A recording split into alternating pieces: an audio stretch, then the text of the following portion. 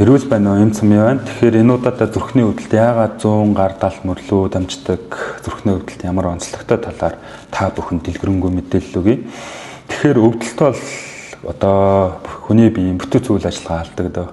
Эдээс эмгэгших үед бол тохио болгодог маш их одоо бурхнаас заяасан том бэлэг гэж ойлгож болно. Яг нь бол өвдөлт үүсэхгүй бол бид нар ямар эдээс эмгэгшиж байгааг төлөвлөлөө мэддэг улмаар тухайн өвчин маань хүндэрч амь насанд аюултай нөхцөл байдал үүсэх бүрэн боломжтой байдаг. Тэгэхээр энэ өвдөлтийг одоо мэдэрдэг зүйл бол одоо мэдрэлийн төгсгөлийн буюу мэдрэлийн ширхэг буюу ноци рецептор гэж байдаг. Энэ зүйл маань одоо та бидний эдээс гэмтэх, эмгэгших, өрөвсөл үүсэх, одоо ишимээ үүсч хүчшил үүсэх, өөрчлөгдөхөд бол энэ ноци рецептор цочорч өвдөлтийг үүсгэдэг.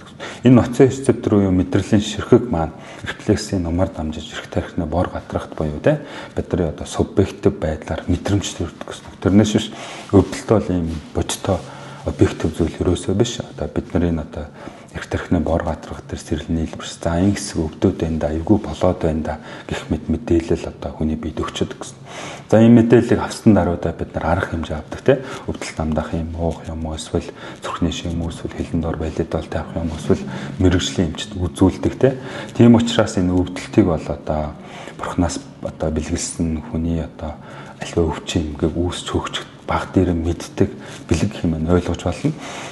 За тэгэхээр зүрхний одоо өвдөлт яаж үүсдэг вэ гэхээр бидний цээжний зүүн хэсгийн өвдөлт байдаг тийм цээжний зүүн хэсгээр өвдөө 100 гар тал мөрлөө дамжих онцлогтой байдаг.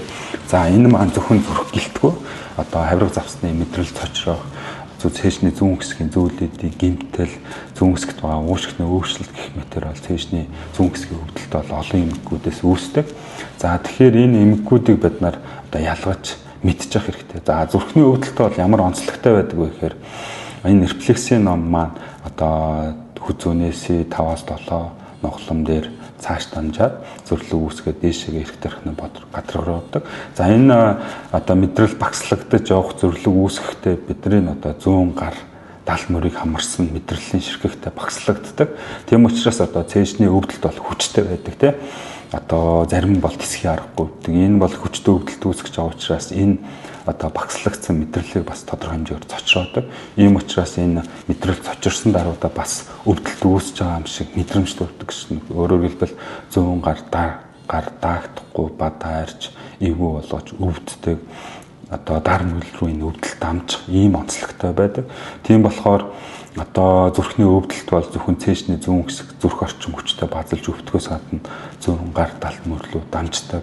Улмаар ингээд амьсгал бачуурч амьсгал их эвгүй болдог. Хүйтэн хөлс гарч цонхийдэг.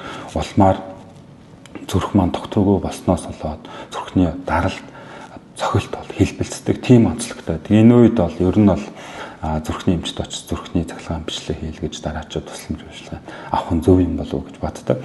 За цээжний одоо сакс тоглож байгаад хавиргаа эвгүй болгох ч юм уу хэсэг газар одоо гэмтэйг ч юм. Энэ өвдөлт маань одоо хүний ингээд цээжийн хингэрц хөдлөхөд өвдөлт бол нэмэгдэж цочирч байдаг. Өвдөлт 100 гар тал мөрлөө дамждаггүй.